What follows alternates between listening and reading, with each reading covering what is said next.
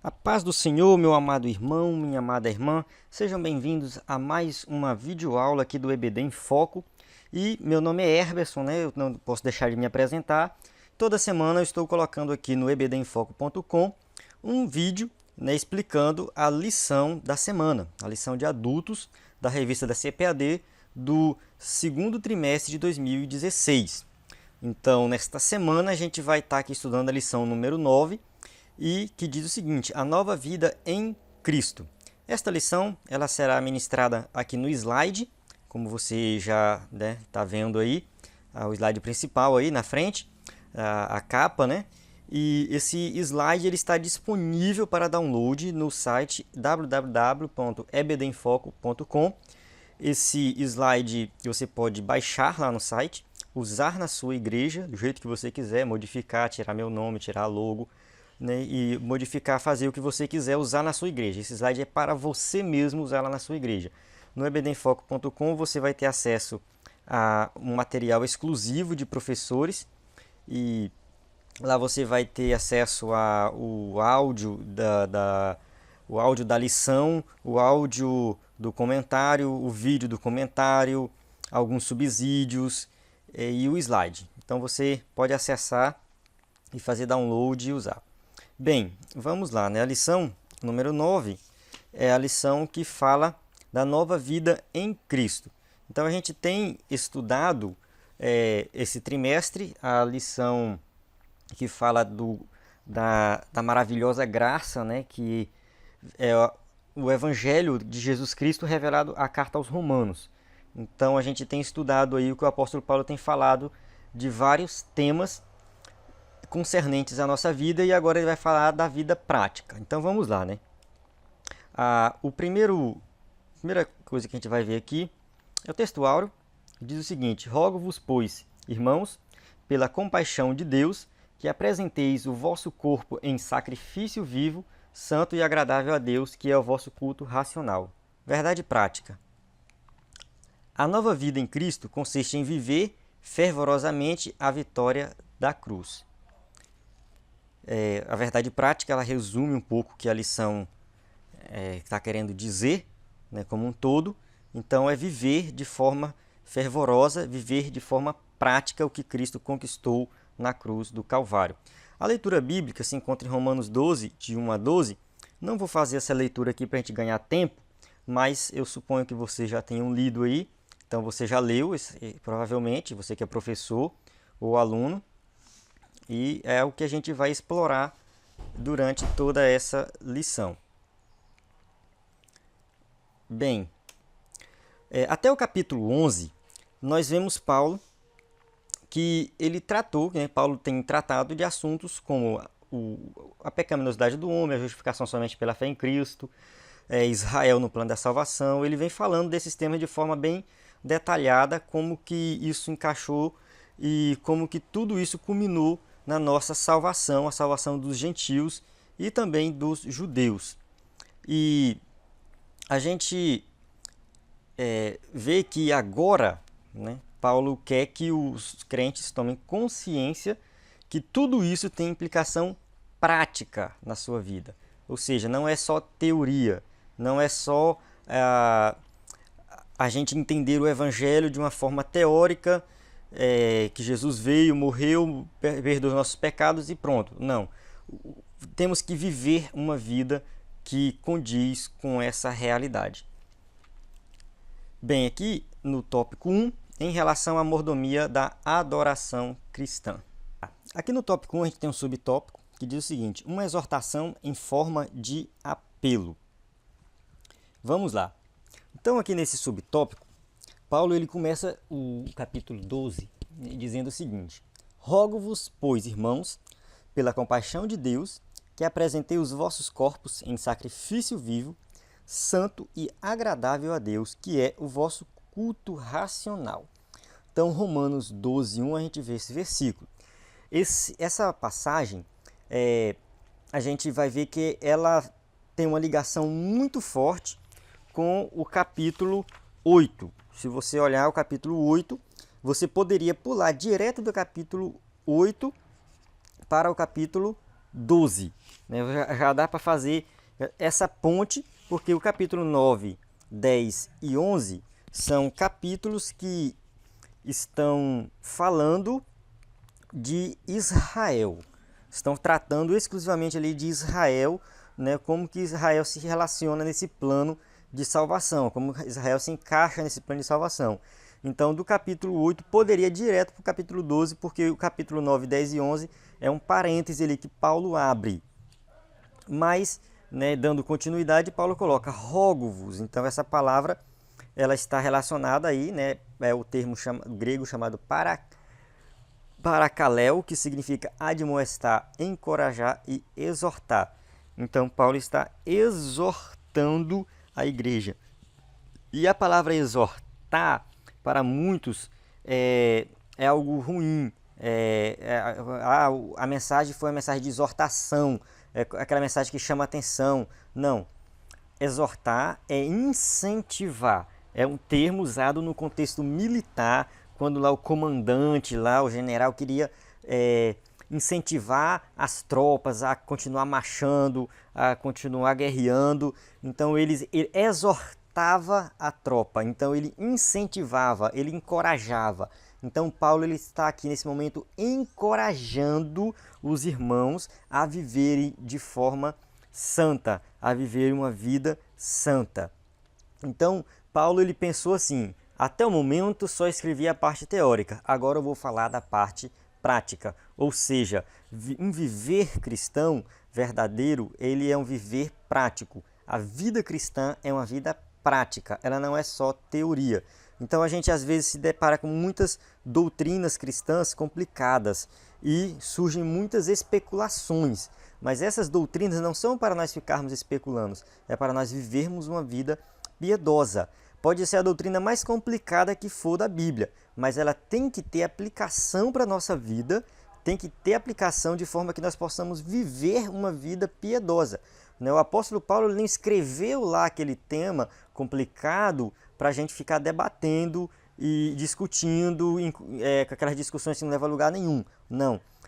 Tudo que o apóstolo Paulo escreveu tem aplicação prática na nossa vida. Então a gente tem que viver de forma piedosa, baseado nas doutrinas, e não simplesmente ficar com especulações e que não leva a lugar nenhum. Não, temos que viver de forma prática, vida cristã prática. É isso que o apóstolo Paulo quer dizer aqui nesse versículo, incentivando todos os crentes de todos os tempos a viver de forma prática. Então aqui no segundo subtópico, uma palavra concernente ao corpo. Então, o que o apóstolo Paulo diz aí? Nesse versículo a gente vai explorar ele de forma bem detalhada. Então ele fala o seguinte: rogo-vos, pois, irmãos, pela compaixão de Deus, que vos apresentei os vossos corpos em sacrifício. Sacrifício é o mesmo que oferta. Então sacrifício é oferta, você está oferecendo o seu corpo em sacrifício. Isso faz uma analogia com o Antigo Testamento, com o sacrifício que era oferecido no Antigo Testamento. Esse sacrifício do Antigo Testamento era um sacrifício morto, tinha que ir lá e sacrificar um animal, tinha que matar. Agora é diferente, o sacrifício ele é vivo. Nós temos que oferecer o nosso corpo como sacrifício vivo. Então, se é vivo, né, é vivo e não morto.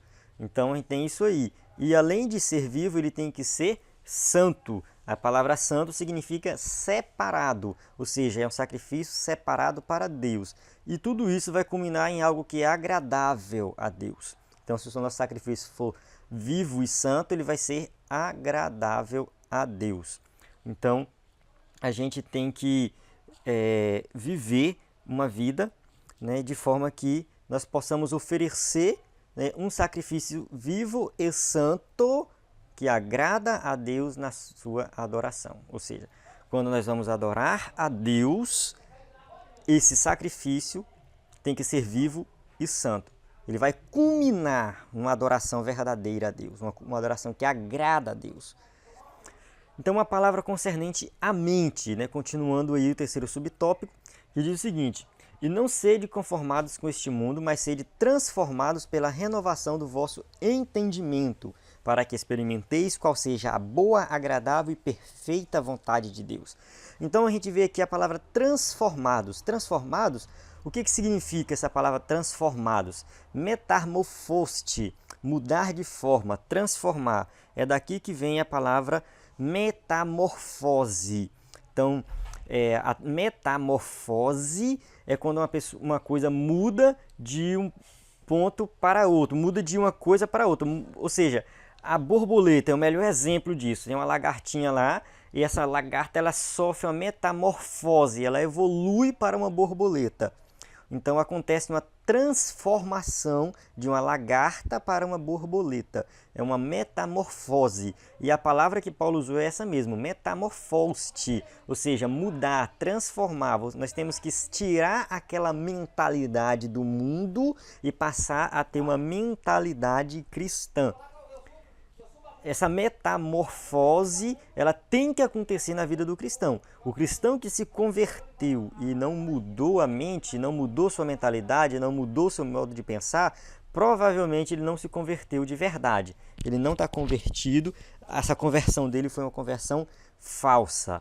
Não teve mudança, não teve conversão. Tem que ter a metamorfose, tem que ter mudança. E se a gente observar o exemplo da borboleta, ela não muda de uma hora para outra, ela não muda de um dia para o outro, ela demora um pouco. Não é no momento ela é uma lagarta, no outro momento ela é uma borboleta. Não, tem um time ali, ou seja, passa um tempo.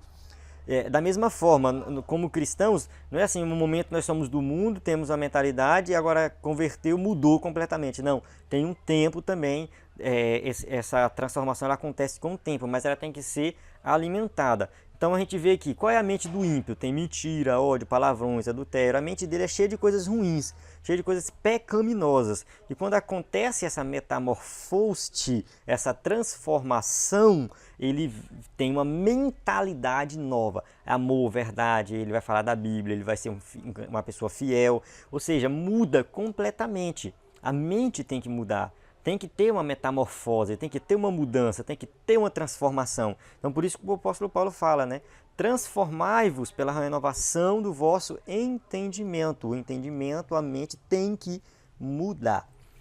E a gente passa para o segundo ponto aí, que é em relação à mordomia do exercício dos dons. Então, o primeiro ponto a gente falou que é a mordomia da adoração cristã. Então, recapitulando, né, a gente está falando de viver cristão prático. Então, o primeiro ponto, Paulo ele fala da adoração, que nós temos que oferecer o nosso corpo como sacrifício vivo e a nossa mente tem que passar por uma transformação. Então, fazendo isso, a nossa adoração vai ser uma adoração que vai chegar até o trono de Deus, que vai agradar a Deus. Passando para o segundo ponto, ele fala dos dons, ou seja, Deus nos deu dons, nós temos que exercitar esses dons. Então aqui, exercitá-los com moderação e humildade. Então é o primeiro subtópico aqui. O que a gente vai ver aqui nesse subtópico? Romanos, uma comparação com Romanos e Coríntios. Então a gente vê que em Romanos 12,6, Paulo fala assim: de modo que tendo diferentes dons, segundo a graça que nos é dada, se é profecia, seja ela segundo a medida da fé. Em Coríntios tem, ora, a diversidade de dons, mas o Espírito é o mesmo. Então, aqui a palavra dom é a mesma palavra, charismata, que charismata, a gente pode ver assim, vem do grego, pode ser poder sobrenatural distribuído aos cristãos. Distribuído para quê?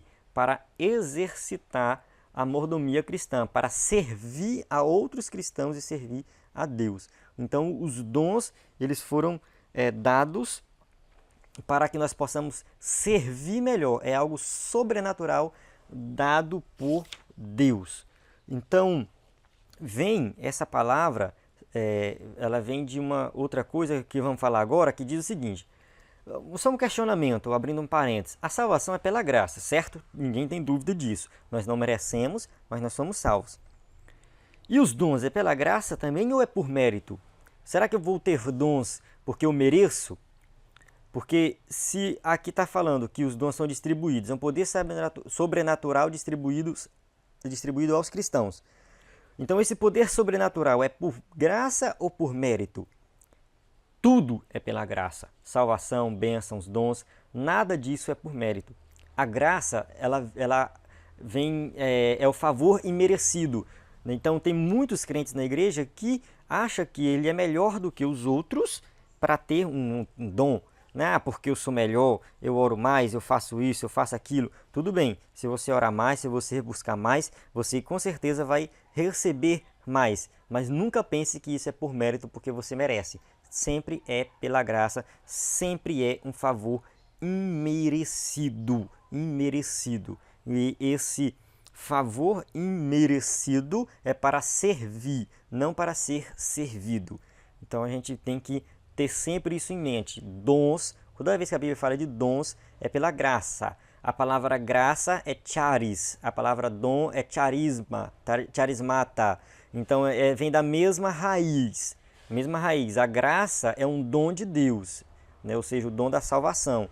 Então tá tudo junto aí. Nunca pense que dons é algo que vem por mérito, não, é pela graça de Deus. E exercitá-los, né, o segundo subtópico, exercitá-los respeitando sua diversidade. Então a gente viu aqui exercitar, né, com moderação e humildade, né, o primeiro subtópico, ou seja, temos que ter humildade e reconhecer que é pela graça, e agora exercitar respeitando a sua diversidade. Então, como que devemos exercitar os dons? Com moderação e humildade. Então, o que a gente vai ver aí, né, que a gente tem que ser humilde e não com individualismo, né, achar que eu sou exclusivo, né, que o Espírito Santo de Deus está me usando, então por isso eu sou melhor do que os outros e eu vou fazer tudo sozinho. Não, não.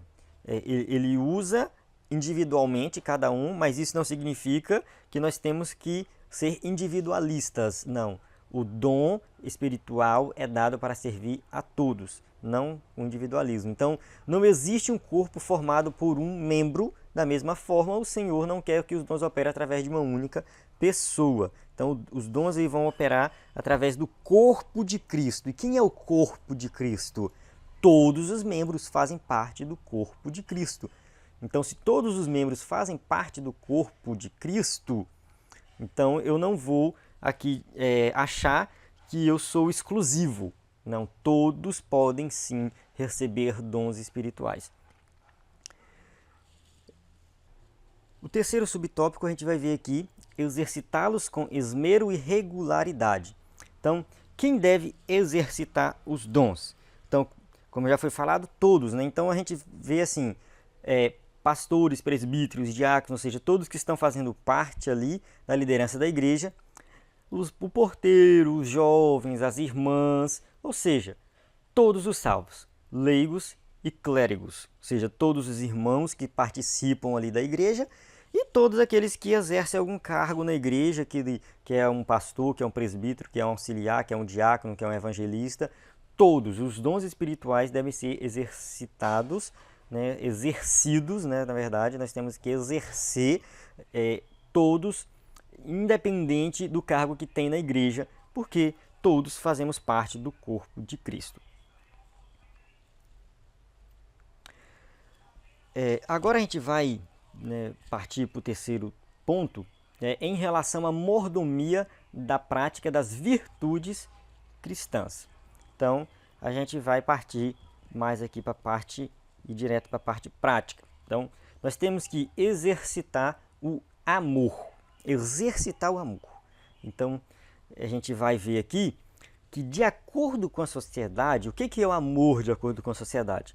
É apenas um sentimento. Você tem um sentimento por alguém e você fala assim, eu amo essa pessoa. É um sentimento. O amor é algo que pode acontecer e depois deixar de acontecer. É algo banal, já virou algo assim que não tem valor mais. E tem gente que não acredita mais no amor.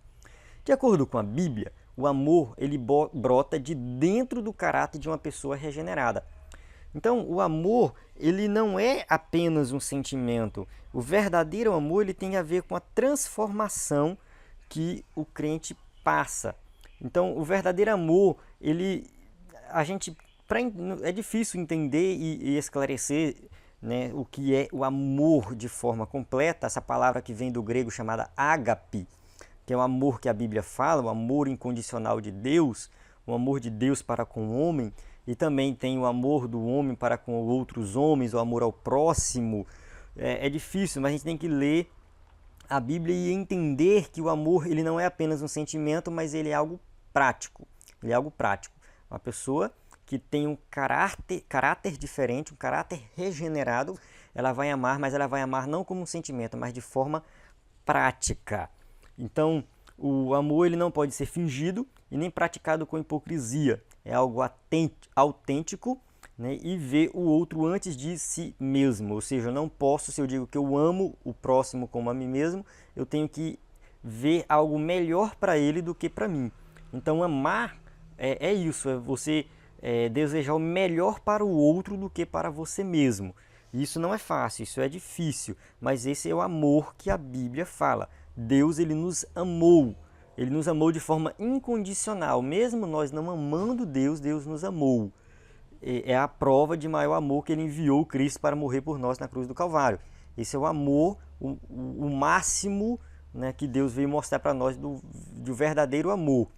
Então nós temos que amar ao próximo a ponto de poder até mesmo dar vida por ele. E aí, como que a gente vai fazer isso? Aí é só se for um amor verdadeiro. Para eu amar o meu próximo a ponto de dar minha vida por ele, tem que ser um amor verdadeiro, tem que ser um amor que Deus vai colocar no meu coração e tem que ser algo prático. Exercitar o serviço cristão, o segundo subtópico. Então, Paulo, aqui ele vai falar o seguinte: não sejais vagarosos no cuidado, sede fervorosos no espírito, servindo ao Senhor. Romanos 12, 11. O que significa a palavra vagarosos? Preguiçoso, descuidado, indolente. Ou seja, vagaroso é aquele cara que não quer trabalhar, que não quer fazer nada, que não está nem aí, não tem compromisso. É o preguiçoso. Ele é o preguiçoso espiritual, que Paulo está falando aqui. Então, é a pessoa que não quer viver a vida cristã com intensidade, não quer viver de verdade a vida cristã, não quer tomar aquela posição, eu sou crente, eu sou um servo de Deus, eu vou fazer e vai acontecer isso e aquilo, e aquele cara animado porque está com Jesus. Não, ele não está nem aí, ele não tem aquele vigor de um verdadeiro cristão. Então é alguém descuidado, indolente e não está comprometido com a palavra. Sede fervorosos. Significa, o que é ser fervoroso? Significa ser alcançado pela graça e andar segundo a graça. Ser fervoroso não é ser fanático. Tem gente que fala que confunde isso com fanatismo. Não é ser fanático. É você reconhecer que a graça de Deus te alcançou e que você tem que andar segundo essa graça, fazer a vontade de Deus, e fazer por onde mesmo. Ou seja, tá ali sempre firme, não é ser fanático, mas é reconhecer que a graça de Deus agiu na sua vida. E aqui, fervorosos no Espírito, que significa que o Espírito Santo incendiando a vida do cristão fervoroso. O Espírito Santo está sempre incentivando, mas para isso você tem que ter intimidade com o Espírito Santo, tem que buscar, tem que orar. Então você vai conseguir ser alguém que vai trabalhar, não vai ser preguiçoso, vai ser fervoroso, e o Espírito Santo sempre vai estar te capacitando a viver essa vida cristã fervorosa. Então, a gente parte para o terceiro subtópico, que é exercitar a resistência ao mal. Aqui surge algo que eu não concordei muito com o comentarista da revista, mas vamos lá. Ó. Não te deixe de vencer do mal, mas vence o mal com o bem. Então, Romanos 12, 21, finalzinho aí, capítulo 12. Então, essa palavra mal é a mesma palavra usada para falar da natureza pecaminosa herdada de Adão. Essa natureza pecaminosa que a gente herdou, nos convertemos, mas continua aí existindo. Então o comentarista ele interpreta isso como sendo o que? A guerra interior que todo cristão vive, o espírito contra a carne. Então espírito versus carne, isso aí que a gente já estudou nas lições anteriores. Mas eu não concordo muito porque eu acho que o mal aqui é algo ruim que alguém faz contigo mesmo. Eu entendi dessa forma. O mal é algo que alguém fez de ruim. Então você vencer o mal com o bem é justamente você ver alguém fazendo mal e você lá vai e faz uma coisa boa. Você retribui aquilo que a pessoa fez de ruim para você com uma atitude boa, com uma ação boa. Você não vai se vingar, você não vai lá fazer o mal de volta com essa pessoa. Então, eu entendo dessa forma. Fazer o mal com o bem, você vai lá e faz uma atitude boa. Porque quando a pessoa faz uma atitude ruim para você e você vai lá e faz uma atitude boa para essa pessoa, ela fica envergonhada. Ela fica, poxa, né, eu fui lá, fiz o mal e a pessoa vem e me trata bem. Eu tratei fulano mal, ele me tratou bem. Eu nunca ajudei fulano, ele vem e me ajuda. Ela fica envergonhada. Então, vencer o mal com o bem é nesse sentido. Eu entendo que o apóstolo Paulo está dando aqui alguns conselhos práticos, e esses conselhos práticos estão relacionados a isso mesmo. É você viver a vida cristã. Se você ler aí o capítulo 12 todo, bem devagarzinho, prestando atenção, você vai ver isso. É viver a vida cristã na qual o amor ele é o que você mais vai exercitar para com o próximo. Então, mesmo que alguém te faça o bem, o amor não vai deixar você faça o mal, né? Alguém vai lá e te faz o mal, o amor não vai deixar você fazer o mal de volta, mas vai fazer o bem. Então, a vida cristã prática, a vida cristã que você coloca em prática, né? Tudo aquilo que a gente viu na teoria, que Jesus veio, morreu e por nós e perdoou os nossos pecados, fomos salvos, tudo bem, fomos salvos. Agora a gente vai viver de acordo com isso. A gente vai viver uma vida que condiz com tudo isso que a gente crê. É isso que é vencer o mal com um bem. Mesmo diante de situações complicadas ali que a gente vai passar, mas a gente vai estar lá, não, Jesus me salvou e eu vou vencer, né? Eu vou fazer o bem aqui, eu vou fazer o que é bom e não o que é mal. Conclusão, né? Então a gente viu aqui nessa lição um conjunto de exortações, de incentivos, né, que a gente deve observar para viver uma vida cristã plena. Então, temos aí o corpo e a mente envolvidos no serviço cristão.